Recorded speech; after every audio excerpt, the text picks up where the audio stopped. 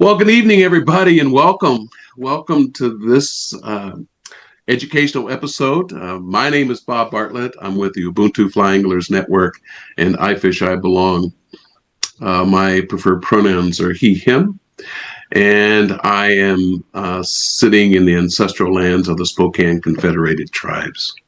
So welcome, everybody. I'm really excited about tonight, and especially to hang out with my good friend Nicole and your good friend as well. Let me just tell you a little bit, take a second here, and then I'll get out of the way so she can do her thing. So what is Ubuntu? Well, Ubuntu, our mission is changing the complexion of the outdoors. This is a quick picture of who we are, some of our members anyway. And here's the story. Founded in 2023, Ubuntu. It's a group of Black and brown fly anglers, environmental activists, and educators from across the country and Canada, thanks to Nicole. We are committed to changing the complexion of the outdoors by who we are as anglers, by our activism, programs, and the educational opportunities we provide. Okay, Ubuntu is a cultural understanding. The word is a cultural understanding that comes from South African Bantu language group. It's a collection of values and practices that we are part of a larger, more significant communal, environmental, and spiritual world. It values collectivism over individualism, as in, I am because we are. Our mission, building community through education and leadership. Central to our mission is growing future fly anglers, environmental activists who look like us, making positive changes in fly angling industry and in environmental conscious organizations, nurturing relationships with others like us who can benefit from our support as hobby fly anglers or as professionals, and making the invisible of us visible through everything we do. Here's how you can follow Ubuntu Fly Anglers. We hope you do. So at mail, ubuntuflyanglers@gmail.com, web, ubuntuflyanglers.com, Instagram, Ubuntu Fly Anglers, and Ubuntu Fly Anglers on Facebook. So those are the places you can find us. Our virtual educational meetings operate on a donation basis. Thank you so much to those who donated. It's awesome because that helps keep us going and pay for people to do the background work, with proceeds going to support our presenters and to provide the financial resources necessary to sustain ourselves as a nonprofit, to cover our operating cost, and to advance our mission as a program under iFishiBelong, along with United Women on the Fly and All Kids Fish. So it's wonderful. You know, this is free, but if you can, donations are always welcome, regardless of the amount, because it goes toward keeping these going. And thanks to people like Nicole who say, nope, I'll waive getting something for this. You know, we work for free. Most of us, if not all of us, work for free to bring these programs to you. So we appreciate anything you might be willing to put forward. So here we have it. So Nicole, it's all yours. I get to sit back and relax and just learn from you. And so here you're on. So I would like to thank. I'm wearing my iFishiBelong t-shirt. I'd like to thank Bob and Heather from iFishiBelong and United Women on the Fly, and Bob from Ubuntu. I've had the pleasure of working with Bob. We did a streamer presentation together, and he's asked me to do a Stillwater presentation. I am coming to you from the unceded Algonquin Anishinaabe territory in our nation's capital, our sovereign nation's capital, Ottawa, Ontario, Canada. And this is my Instagram handle at Nicole Tracey Lewis, and you can reach me by email at soulsisterflyfisher573@gmail.com. This is a Stillwater presentation. Almost every topic, it's an overview. Almost every topic covered can be its own subject for, a discussion presentation of at least an hour easily. So it's an overview. You can definitely ask more in-depth questions on any of the particular subjects that you like. But that being said, let's dive into it, figuratively and literally. So here's an overview of the presentation. What is Stillwater fly fishing, Stillwater properties, basic equipment, reading Stillwater, Stillwater techniques, ways to access Stillwater, Stillwater life and flies, leader setups, fish handling, safety tips, questions and answers. So that's a basic overview of what we'll try to cover tonight. What is stillwater fly fishing? Stillwater fly fishing is basically any fly fishing on a lake or a pond. It can be done from shore or it can be done from a watercraft. And when I first started fly fishing, so I also have a debt of gratitude to my home club, the Ottawa Fly Fishing Society. This is about 10 years ago. I did a course with them and they have mentored me and helped me along. And it's been a wonderful starting point for me. And I've since then taken a deep dive. And my waters around here are the closest trout waters I have to me are basically backwater lakes, many of them stocked backwater lakes. So hence, I get to fish stillwater more often than I do river. So this is basically sort of my wheelhouse, and I'll share my experience. All the techniques that I'll talk about here are techniques that I have used, flies, techniques, whatnot. So it's based on my experience, and what I found to work, what doesn't work, whatnot. So um, as a reminder, please familiarize yourself. I know there are people from all over the United States and Canada, possibly online, and we all have different regulations that we deal with, and in terms of number of flies that you're allowed to use, when you're allowed to fish, fishing seasons, as well as barbless hooks. I don't know, so. Please keep that in mind before you go out to fish. Educate yourselves and act accordingly. So, when is a good time to fish stillwater? This is the question that we always ask. So, basically any time, as long as there's water to fish. And you see me in this picture, and the water is not still anymore. It's actually frozen. So, if you're targeting trout and you're practicing catch and release, 68 degrees Fahrenheit is the cutoff that you would want to stop fishing at, because when you catch and release fish at that temperature, there's a thermal stress, there's less oxygen in the water, and the mortality rate is higher for the fish. So, if you want to catch them and keep them to eat them for the table fare, stocked lakes, whatnot, then, go right ahead. So also keep in mind that trout and insects are active from 45 degrees to about 60 degrees Fahrenheit. Spring and fall tend to be the best times on still waters for trout.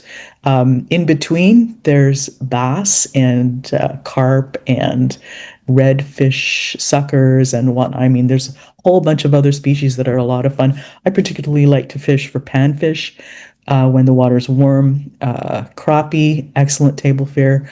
Bluegill, catfish, yeah, excellent fighters, strong fish, crazy fighting fish on the fly, amazing. So, anyway, temperature wise, I got tired of using those tiny little thermometers with those little lines. You see, I wear glasses. I found those cooking thermometers with the folding prong are wonderful because a digital readout, you can switch between Celsius and Fahrenheit. I've seen them for about anywhere from $10 to $15 Canadian. Canadian Tire, grocery stores carry them. Excellent, easy to read. Highly recommended if you're interested in, keeping track of temperature when you fish. We won't dive too much into the science. There are, three, now four basic lake types. We've gotten to the point where we've gone beyond eutrophic. We've gone to a hypertrophic level, with temperature, global warming and whatnot, and pollution and, algal blooms. We have a new category. But basically, in terms of what concerns us as anglers, based on the age of the lake, you have three basic classifications, and you have the oligotrophic, which tend to be deep and clear lakes. This is the type of lake that lake trout love to fish in. Then we have the more sort of Goldilocks, middle of the road mesotrophic lake that has more organic matter. The oxygen level in the lake bottom is lower, Then you have the eutrophic, which high levels of organic matter. You have a lot of plant growth, It's not always a very clear lake, and the bottoms of the lake, there's really little oxygen. You're not going to be finding any lake trout or walleye in these lakes, most likely. So, stillwater properties. So, why does this all matter? There's something that happens in lakes that's called thermal stratification, and water density is temperature dependent. The warmer the water, the less dense it is. And water is most dense just above freezing at 4 degrees Celsius or 39.2 Fahrenheit. And liquids of different densities don't mix easily. And this resistance to mixing, surprisingly or not, also happens in water. So basically, thermal stratification occurs when the water in the lake, it forms distinct layers, and the top layer of the lake is typically heated by the sun, and that would heat the first couple of feet of water. So you're starting with that layer. You can see the different layers, and you have three basic layers. As anglers, we're most concerned about the thermocline, and depending on the lake, not all lakes experience these layers. So basically, but the thermocline is where the fish tend to be around because that's below the thermocline, there's less oxygen and there's less food. So I just wanted to go through that. We don't have to go into great depth about these levels. Why we care about this is in spring and in the fall, there's something that happens that's called turnover. Basically, turnover is when basically the water turns over in the lake. So the layers become blurred. And why we should care about this is typically when this happens, the fishing is put off for a week or so. The turbidity of the water increases. It might look muddy. Again, like I said, the thermocline determines where the fish will tend to be, especially in the warmer months. So the oxygen and the food tend to be near and above the thermocline. And remember that there's less dissolved oxygen below the thermocline. So the oxygen, of course, is what the fish need to breathe. So the thermocline, remember, it also varies throughout the season. It's not always at the same level. So, and again, some lakes may not turn over. Shallow lakes, deep lakes may not turn over. So you can see here the layers that we talked about and where the thermocline is in the middle there. And there's sort of two zones, other zones in the lake. So you've got a vertical or a horizontal levels, and then you have sort of a vertical one. And if you're fishing from shore, you're most likely going to be in this zone. You're going to see the littoral zone, and this is where it all happens. This is where all the vegetation is, the bait fish, the insects. This is sort of where the fish that we're looking for, the fish that we're looking to catch, will be in and out of this area, right? Because they'll be coming in here for food, for cover. So they'll be in and out, and they will come from come into this zone and, look for food and whatnot. They may not always stay in there because it may not always be safe for the fish to stay in there, right? Think about birds of prey and whatnot. So basic equipment. What do I need to fish a stillwater? So you can fish the stillwater, a lake or a pond, with equipment that you already have, a 5-weight, a 6-weight. My preferred setup, I like a longer rod. I tend to fish from either a boat, sitting from a boat, or a float tube. And the longer rod gives me a little extra leverage. It's also really good when you're fishing an indicator setup. Easier to do roll casts with a longer rod. You'll also need a large arbor reel that will help you pick up blind faster. Long-handled net is handy, especially when you're using longer leaders. Some of the setups that we use in the still water use longer leaders. Of course, nippers are handy, forceps or hook disgorgers.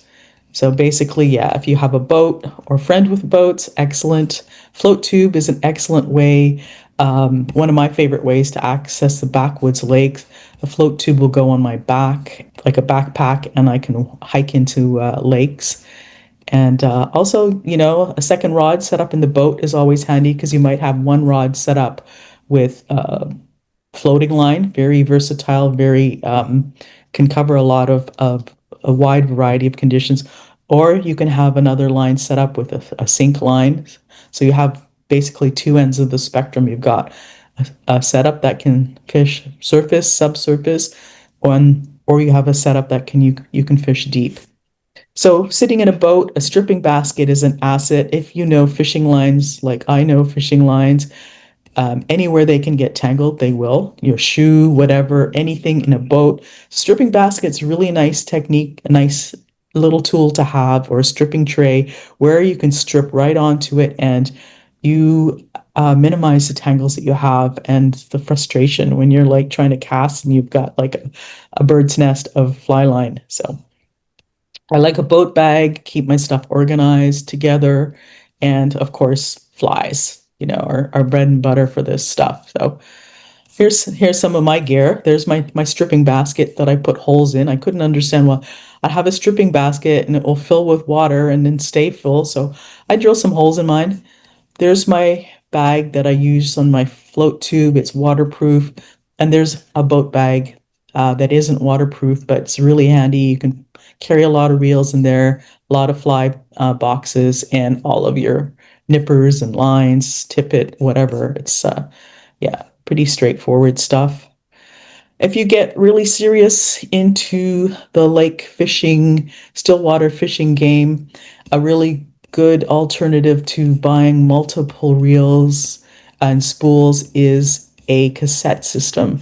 And the spools on the cassette system are like, are really inexpensive compared to, replacement spools on, some of the large arbor reels that we use. So yeah, it's and some of these cassette reels aren't too expensive themselves, so you can yeah, and it's really handy when you start to get into the Stillwater and you want to have more than 3 or 4 lines, which can happen pretty easily when you get into fishing lakes. So the basic what I recommend, the 3 sort of basic lines if you want to fish still waters consistently, I'd recommend a floating line. Like I said, very versatile. You can add weight to it as well. So you can fish dries, you can fish subsurface with weighted flies.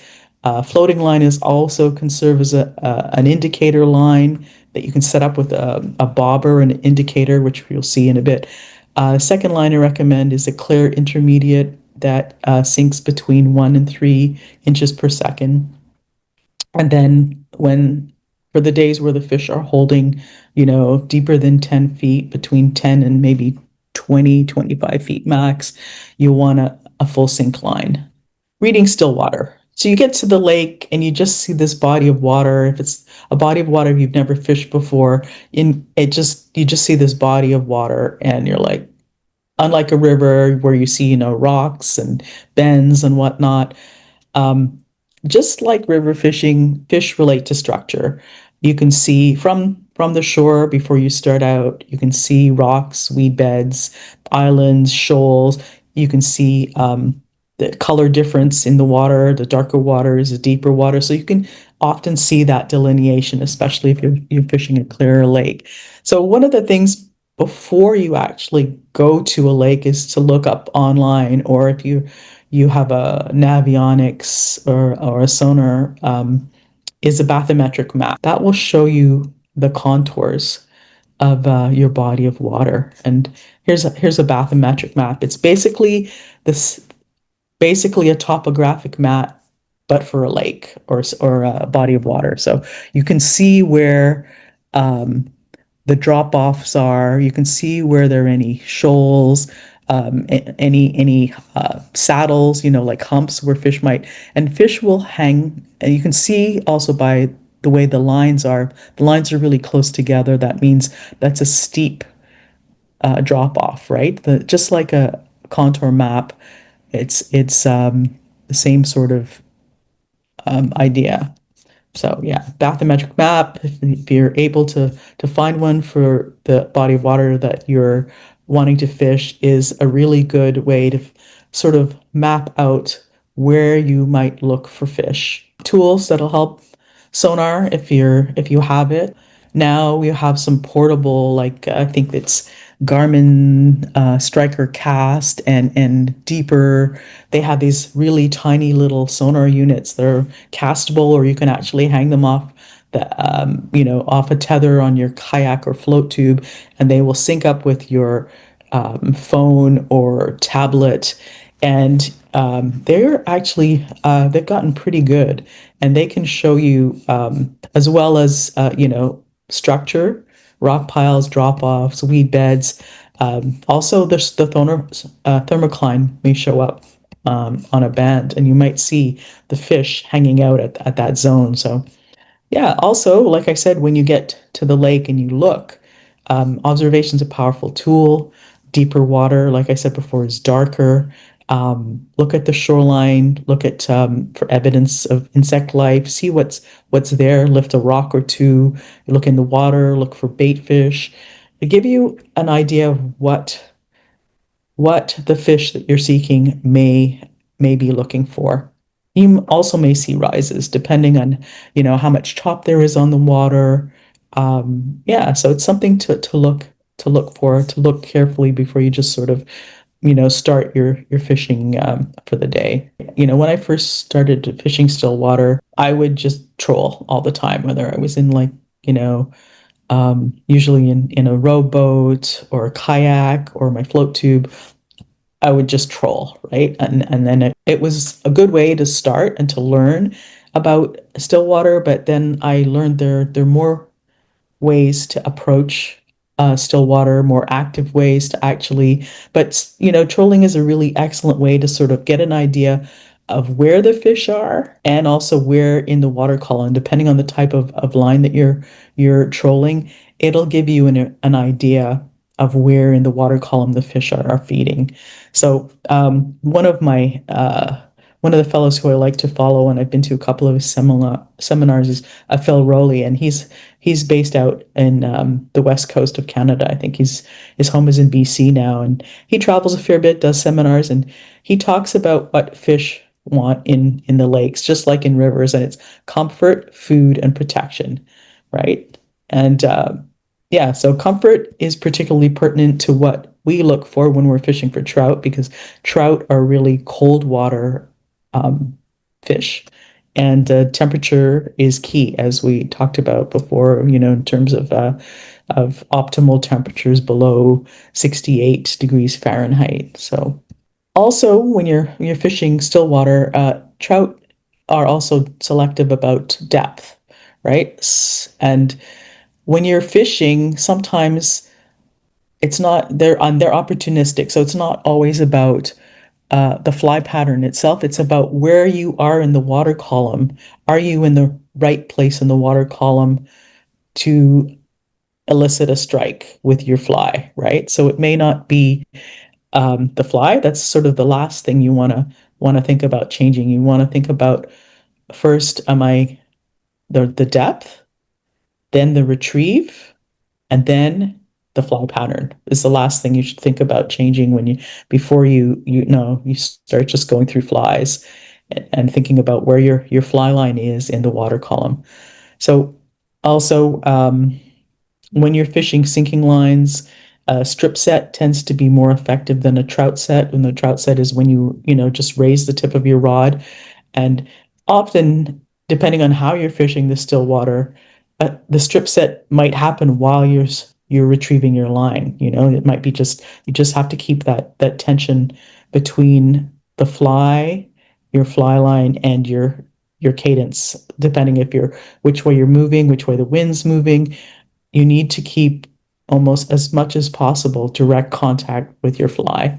Another technique that we haven't talked about is, well, we sort of mentioned it with the floating fly line, and there are also dedicated indicator lines that are manufactured to have a bit heavier head so that they're able to turn over a rig with maybe one or two flies and the indicator, right? But your floating line will act quite well as an indicator line, and basically indicator, bobber. One of the nice things about the indicator setup is that you can control the depth of your presentation. I will often use a setup where I'll run 2 flies because we're allowed to use multiple flies on our water here. I'll either set up a fly. I'll set up 2 flies, one at 5 feet and one at 10, or I'll set up one at 6 and one at 12. The leaders are a little long, and the type of indicator that I like to use when I'm using a longer leader are these slip indicators, where you actually put the line through the black pin and through the foam. It's a little foam body, and you just basically do a little loop, and you stick the pin in to sort of secure the loop. And when you get a fish on, it undoes that loop, and the indicator and the pin are free to slide along the length of the line. So you don't have the indicator as an obstruction to retrieving your line. So that's a handy thing when you're trying to net some fish.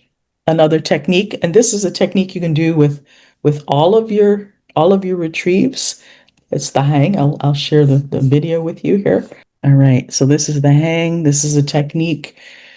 This is my friend Phil Hello, Rowley. welcome to another real fly fishing tip. I'm Phil Rowley. Today I'm going to talk to you about the hang.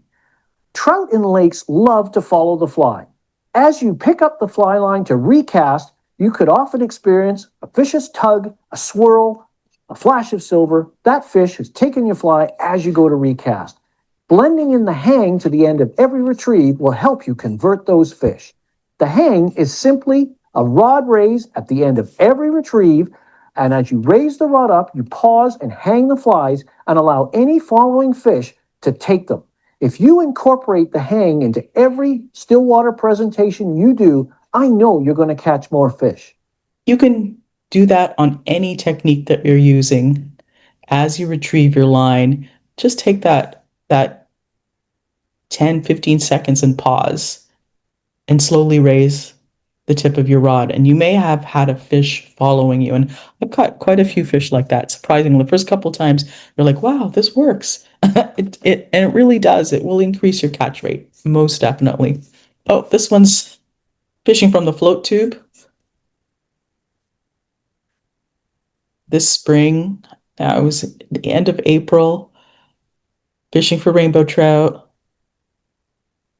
And this is actually at an outfitter. He stopped stocking his lake. His fish are naturally reproducing now. So this is a sinking line that I'm fishing here. You can notice it's a dark line. I should have a stripping basket on my float tube. I've got the GoPro on my head. I've got the second rod in a holder that's prepared, strung up with another line. And you'll see the little rainbow soon. Again, this is a 7-weight, 10-foot rod.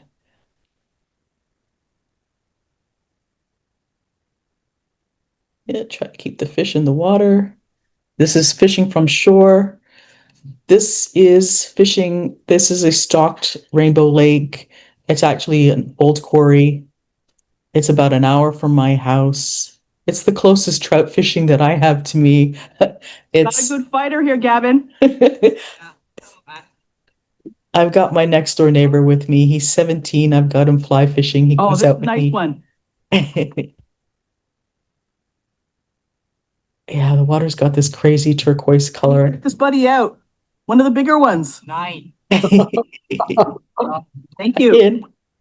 This is with my buddy Jeremy. We are fishing on a lake that was stocked with rainbows, and we couldn't catch a rainbow to, we were catching Lakers.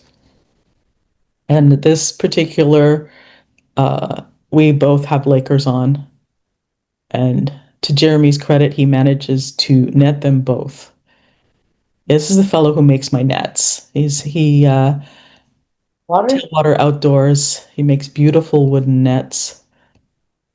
And watch this. We're catching Lakers on a rainbow lake. So these are native fish because they don't stock Lakers in this lake. So these are the native lake trout in this lake.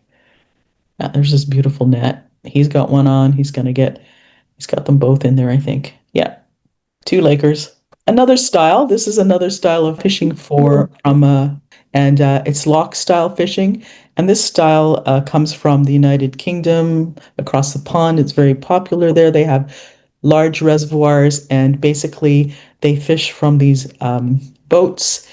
You basically take your boat, you either row it or you have a motor, and you go upwind and you have the wind at your back, and you may use a windsock, also called a water anchor. They call it a drogue across the pond. And basically, you're seated on a wooden plank and called a thwart board. And in the UK, they have nice setups where they actually have a seat with a back, and you don't have to basically have the torture of sitting on a plank all day. It gets a little uncomfortable on the butt when you've been sitting on a wooden plank. So, but it's an active cast and retrieve style because you have the wind at your back, like I said, and you're casting forward. And you'll see from this slide. Basically, this is a style of fishing that they use a lot in the competitions, but it's also very effective, active style of fishing. All lines, different types of lines you can use here, different setups. And basically, in a competition, or if you're fishing with your buddy, you have one person in the front of the boat, one person in the back of the boat, and the midline of the boat. Basically, there's a dividing line, and the person in the back of the boat goes from the midline of the boat to the back, and the person in the front of they have that area to cast from the midline to the front of the boat. And in competition, you do not cast behind the boat. You always cast forward. So the wind is at your back. You may be using the drogue. See where the wind is that puff of wind. That might actually be your windsock slowing your drift. Like if the wind is really strong, and it'll just run you through the lake. So you might want to be able to slow down your drift so that you can actually present a fly to the fish. So so not only are you fishing, you're also managing the drogue and your position of the boat in the water. So it's a very active, involved way to fish. It can be very productive, a lot of fun. Here's my buddy Jeremy and I. We don't get to fish this way often. He's got a nice windsock out there. It was a good windy day. We used the windsock or drogue to slow our drift, and we had the wind at our backs, and we're casting forward and retrieving actively. Stillwater life. What are some of the critters, insects and whatnot, that I might want to think about imitating, and their sources of food for the fish that I'm looking at? Some of the main ones, there's myriad, right? But some of the ones we most often see and that are very common throughout North America are the water boatmen, the damselflies, the chironomids, bloodworms, leeches, daphnia, which are these little guys they're almost microscopic, and they're really difficult to see, but they tend to cluster up, and the fish love them. They just basically suck them up like krill, like a whale goes through the water and takes in krill. It's the same sort of like zooplankton, basically. They're bait fish, and they're scuds. Scuds are basically freshwater shrimp. Chironomid, or buzzer, we call them. It's a larva. They emerge from the bottom of the water, and they move up slowly through the water column. The fish also love these. These are something you can fish all season long. So those are some of the ideas that this is basically what fish in lakes eat, and what what you can use as fly patterns. Segue from the insect and aquatic life to some of the patterns. And as you know, some of the patterns are imitative and some of them are not. Basically, boobies are not imitative. Some people think they may look like clusters of daphnia, but there's something about them, the way they move in the water, that elicits trout strikes and from other fish too. So they're just really excellent flies if you haven't fished them before. Like I like to say, everyone loves boobies. Gavin, my neighbor who's 17, he says I should grow up, but anyway. Balance leeches. Basically, this is a way to tie a fly where if you're hanging a fly under an indicator, this will sit horizontally, the way you see it like this. And so basically you set up a pin and a bead, either a glass bead or a tungsten or a brass bead, and you lash the sequin pin to a jig type fly, and that's how you kind of get this set up. I had tied a couple of these for tonight. I don't know. Yeah. Anyway, it's if you tie your own flies, which I love to do and fish mostly all of my own flies. The balance leech, you tie the little the backbone for the fly, and then you basically tie a woolly bugger. But you can also tie other styles of flies in the balance leech style, just the same as you can. There are different styles of boobies. Most commonly, you see this is a Fritz boobie, and you've got woolly bugger, the good old woolly bugger. Can't go wrong. Black, white, brown. Those are your sort of basic colors that you want to have in your fly box that sort of cover the bases for, black, white, brown, sometimes olive, brown or olive. You can alternate, it's good sort of more naturalistic type colors, darker colors. You can never go wrong with black. San Juan worm or squirmy wormy. Some people don't admit to fishing these or use them as a last resort, but you know what? They catch fish, and would you rather get skunked or would you rather catch a fish? So sometimes it's good to have a squirmy wormy or two or a San Juan worm hidden in your box. And interestingly enough, for competition, which I have competed in the women's nationals a couple years ago for the first time, you are not allowed to use any of that squirmy wormy type material in Canada in your flies. I think in the UK as well, but you can use the chenille. They have the worm chenille that so anyway, I was telling you about the this is the balance leech setup that I was telling you about. There's the sequin pin, that's a tungsten bead in this case, and it's basically tied and glued to a jig hook, and then you dress it just like you would a woolly bugger. So there's your example of your balance leech, the backbone. That's how you basically create a balance leech, which is an excellent fly to hang as a point fly, which is your end fly, on your indicator rig. So it's more of a static presentation most of the time. There are more fly patterns that are excellent Stillwater, the blobs that can be imitative, like I said, of Daphnia. And then you have the fab, which is related to the blob. And the fab is basically a foam arsed blob. That's what it stands for, fab. Lately, I found out about the fabby, which is the fab crossed with a booby. And so you've got the booby eyes on the end as well. And I have yet to fish those. I've tied a couple. I'll be heading out tomorrow. Report back to you on that later about the fabby and how well it does. So yeah, basically some leader setups, like I was saying about longer leaders. So dry fly, depending on your regs, if you can fish more than one fly, fish more than one fly. You know what? It doubles your chances. You can do different kinds of flies, see what the fish are interested in. You can fish a larger fly, a smaller fly of the same kind. So 2 dry flies set up on a floating line. I would recommend mono, like 11 feet of mono with 2 flies. You've got at 7 feet and then another 4 feet down. So you've got 2 flies at 2 that will sit at different distances across the water on the surface of the water. Use monofilament because monofilament floats, and fluoro does not. So the fluoro will tend to drag your flies down eventually. So if you really want higher floating, use mono for your dry fly setup.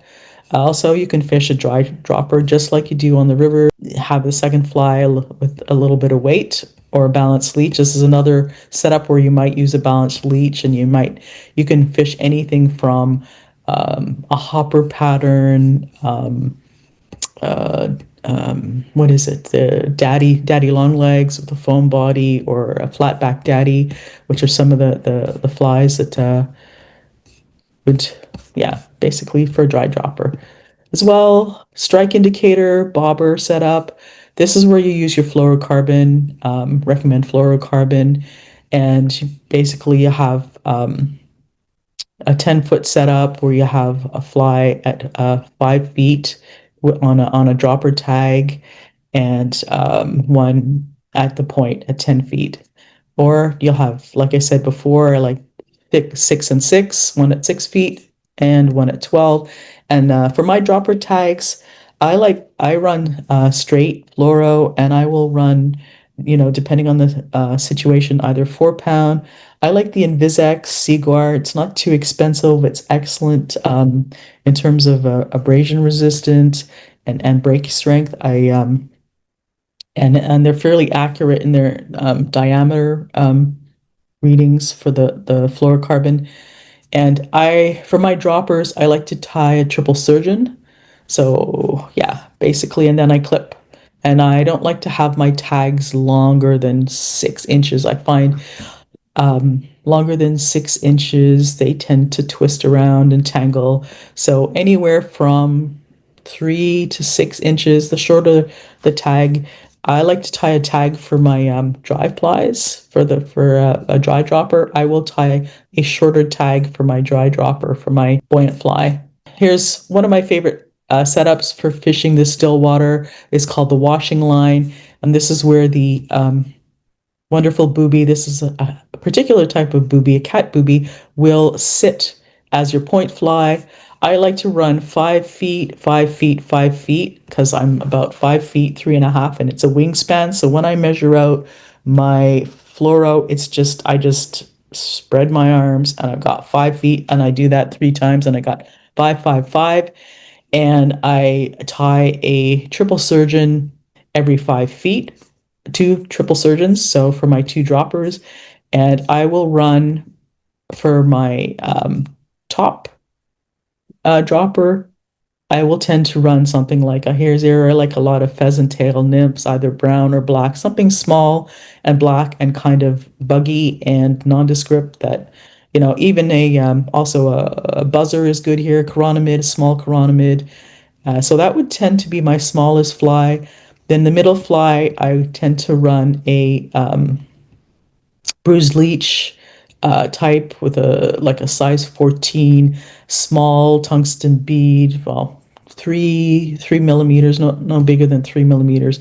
And basically, what you're doing with the washing line setup, and the other thing too, from my line, whether I'm fishing a floating line, an intermediate line, or a sinking line, I like to have a length of mono or fluoro, like 15, 20 pounds from my fly line, maybe a foot or two, and then I have a tippet ring or a micro swivel, and that's my terminal tackle. And then from the micro swivel or tippet ring, I will run my leader, my 5, 5, 5, and my 3 flies. So that's how I like to set up, because the breakoff point will tend to be at the tippet ring or micro swivel. And when I'm fishing Stillwater, I'll use pre-rigged boxes. I'll show you that for a second. I'll stop that. I'll show you. So these, my friend, on the Stillwater, when you're running long leaders and you're running 3 flies, 2, 3 flies, and I label them according to what type, what break strength fluoro that I'm using. And you can see I've got a booby. So it's all lined up. The end is there. All I do is tie the end to a tippet ring and unfurl it as I'm in the boat or the float tube or from shore. And it is a really elegant little system to not have tangled. And when you're dealing with long leaders, highly recommend it. Get them on Temu for real cheap. And I don't have shares in Temu, but yes, they're a lot cheaper on Temu and handy for fishing Stillwater for when you're fishing multiple fly setups. And streamers, of course. There is some overlap. We still love our streamers. Streamers are particularly great for bass in the Stillwater. They like big, meaty flies. And if you want to catch big bass or pike, you got to run streamers in the lakes. So there are pike in the lake. So streamer, running a single streamer, tend to run one streamer at a time. Run it on an intermediate or sinking line. When you're running an intermediate or sinking line, you'd like a shorter leader, 3 to 6 feet of monofilament or fluorocarbon streamer. Shorter leader, either mono or fluorocarbon. Fluorocarbon, like I said, the characteristics tend to be not as visible in the water and it sinks. So if you're running a streamer and you want to get down, you definitely run fluorocarbon. So again, match the strength of the tippet to the size of the fly. A larger fly will require a stronger, thicker tippet, so you avoid snap off. If that's you're casting and you lose the fly. Well, maybe your fly was too big for the size of the tippet that you're using, or you're overpowering your cast. But it's often that the tippet can't handle the size of the fly, so you might have to go up a size in your tippet. General rule: the faster the sink rate the fly line, the shorter the leader. And the washing line, of course, is one exception, because you can run a washing line on anything from a floating line to a full sink line. This is where you can see this tippet ring on the left. That's a steelhead tippet ring. This is the trout, 1 or 2 millimeter. I think it's 2 millimeter. They have even smaller ones. They got the 1 millimeter ones, which and that's a tippet ring. And then this is a micro swivel. So micro swivel, also an excellent piece of terminal tackle, is also when you're running an indicator setup too. It just makes rigging and re-rigging a lot easier. And here you'll see. This is a floating line, and I've removed the loop. I like to remove the loop and use a micro nail knot and run the line through it. And there's my piece of mono or fluoro, anywhere from 20 thicker to be able to turn over. So I want a good transition from the fly line to the tippet ring or micro swivel. But in this case, I've got a tippet ring set up on this one. Retrieval techniques. Static, you can have static, right? It's the most typical presentation, but not the only one. You can do a slow, a hand twist, or figure 8 retrieve, or fast, and a roly-poly. The figure 8 hands, it's a slow strip, but you're maintaining tension on your line. So that's another thing. You don't want to have slack line, no matter what type of line that you're fishing or what sort of technique. You always want to be in direct contact with your fly line. So as minimal, as little as slack as possible. The roly-poly technique is a very fast retrieve where you actually tuck your rod under your arm and you use both your hands, hand over hand, to bring in your line. And often as you're stripping, the fish will strike. And it's pretty exciting, a pretty dynamic way to fish. And you don't even, most of the time, don't even have to worry about hook set, because as you're retrieving, the retrieval is the hook set, because the fish will just take it on the movement, because it sometimes it just incites a bite in fish. It's like an aggression bite, or they'll just hit it. Remember to try and keep fish wet. Use a rubber net or rubber silicone netting versus fabric. Fish have a natural slime coating, and the fabric mesh, when they thrash about, tends to remove that. Also, when you don't wet your hands, you tend to remove more of their natural slime. So moisten your hands. Removing a fish from the water, try to keep it out of the water 10 seconds or less. Get ready for your photo before. This is another good thing about having nets, because you can keep a little brookie. This is me fishing in my float tube last week on a little brookie lake. I've got the guys I'm using my net, and it was easier to unhook them and keeping them wet. And I just got a quick picture of this guy. He never left the water, and released him. So if you're practicing catch and release, if you're fishing for trout, it's good practice not to fish above 68 Fahrenheit, which is, I think, about 20 degrees Celsius. At those temperatures, it's time to fish for something else other than trout if you're not practicing, if you are practicing catch and release. So there's bass, like I said, there's pike, there are catfish, there's panfish, there's all kinds of exciting species to fish in lakes on the fly. So water safe, you're going to be in a boat or a float tube. This is my PFD that I have worn religiously, fallen out of my kayak before, and This is save my bacon. If you're in a boat or float tube, having potable water or a water filter device and food is always a good thing. Simple first aid kit, Band-Aids, some disinfectant, strong mono. Also, if you're on the water in a watercraft, it's good not to fish alone. Have a fish buddy with you, safer. Wear a hat. Again, hooks in the head aren't any fun. A hat might save you some. It's good for sun and head protection. Sunscreen, skin cancer is not fun. Not fun to get burned. Polarized sunglasses for eye protection from UV and also to allow you to see better into the water, less reflection, and you can actually see the fish sometimes. So it's highly recommended. So I think that's it for a presentation tonight. The arbor in the reel is the center of the reel where the line starts to wrap. And basically a large arbor reel has greater capacity, so you have less rotations for each. So you pick for each rotation of your reel, you pick up more line. So it's actually a faster line retrieval. Sorry, right? Yeah. Oops. Helps if you're showing right there. That's a large arbor.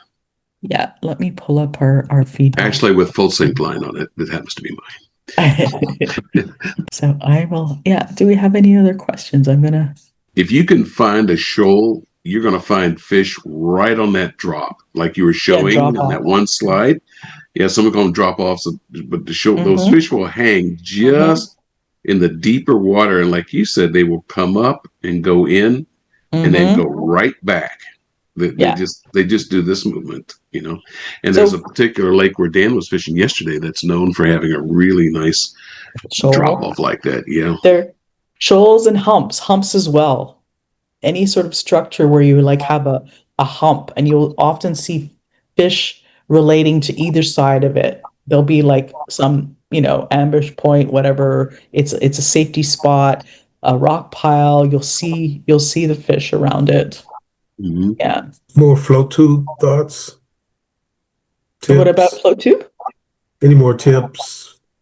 What about the float tube? So I like the float tube with the oars, to have the option with the oars, as well as the fins, because sometimes if the wind picks up and you're heading back home, and after a day of paddling, I find sometimes my hamstrings cramp up or my legs are tired, and rowing, having that option as well to row is just been amazing. It's a game changer for me in the float tube.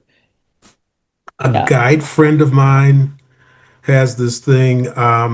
He feels that mustard is good for cramps.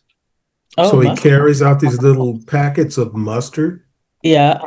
And I've experienced it, and it works. I don't know if it's I just drink I'll just have a V8 because it's usually a salt, potassium thing, right? So I'll usually just I'll try to bring a V8 with me in my lunch and have that, as well as try to stay well hydrated. But I find sometimes after a day of kicking around, my hamstrings will cramp up. I think the mustard is an interesting idea, because then you smell like a hamburger the rest of the day. Maybe you catch more fish too. I like that. You can just breathe into the water.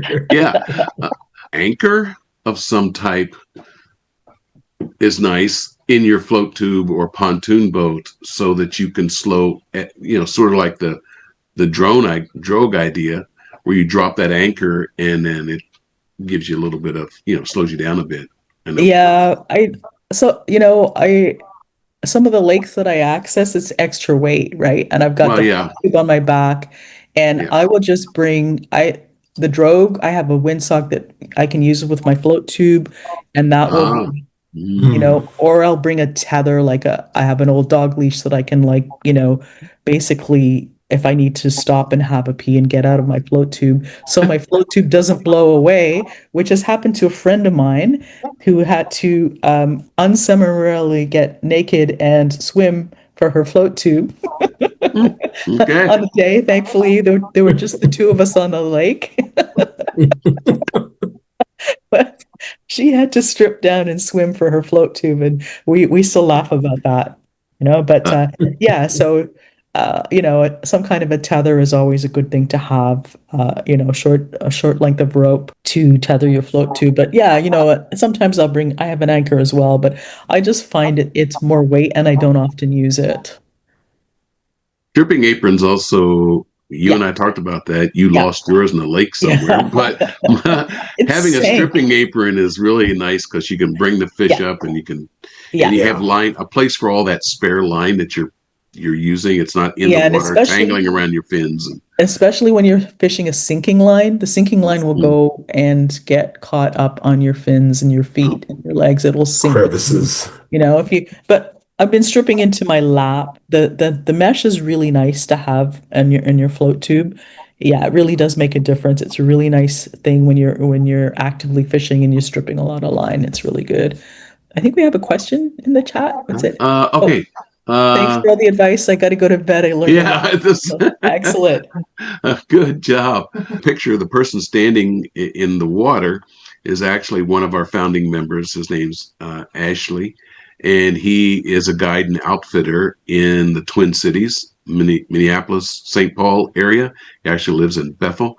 And he is known on Instagram as the Gentleman Lumberjack. And his team guides fishing and upland bird hunting. So that's Ashley in the picture. And he's actually fishing where we just fished this past weekend, almost downtown Minneapolis in the Mississippi River. So just to let you know who that is. That's not some random person. It's someone we know. So our virtual educational meetings operate on a donation basis. Thank you so much to those who donated. It's awesome because that helps keep us going and pay for people to do the background work, with proceeds going to support our presenters and to provide the financial resources necessary to sustain ourselves as a nonprofit, to cover our operating cost, and to advance our mission as a program under iFishiBelong, along with United Women on the Fly and All Kids Fish. So it's wonderful. This is free, but if you can, donations are always welcome, regardless of the amount, because it goes toward keeping these going. And thanks to people like Nicole who say, nope, I'll waive getting something for this. We work for free. Most of us, if not all of us, work for free to bring these programs to you. So we appreciate anything you might be willing to put forward. Thank you for enrolling in this Ubuntu Fly Anglers educational program. Those of you who do not know, who are looking at this right now, I am the co-founder of this group, along with Carl Crawford, who's down there below in the glasses. We appreciate your support. Please join us again for another exciting program. Of course, follow us on all of those different places I showed you in the beginning. Remember that people often ask, what's the difference between fly fishing to say I'm fly fishing or I'm a fly angler? Remember, fly fishing is the act of doing. At least this is the way we like to think of it. Fly angling is when you take it to a different level, always learning and willing to share what you learn with others. That's the difference, the way we see it. So hope to see you downriver, or in this case, down lake. And I actually forgot, Nicole, to strike the last little bit here, the tug is a drug, from our streamer presentation. It still is. But it always applies. It always applies, right? I'd like to thank everybody for attending tonight and letting you share. Like I said, it's an overview that's based on my experience and techniques that I've used on the Stillwater, things that I've found to work. And I hope you enjoyed the presentation. I enjoyed putting it together and sharing my experience with you. And Bob, it's always a pleasure to work with you and to collaborate and to advocate for Black and brown anglers, and to show that we're out there and that we're doing it, and that this is our water, these are our waters too, and so there's room for all of us. And when we have a common experience, a common focus, it can unite us, right? Absolutely. Thank you, Nicole, as always. Yes, as you said, I like hanging out with you. You do such a great job, and we just have to figure out how we can do more things together. Have a good night. Good night, everyone. All right. Good night. Thank you. Good night. Thank you.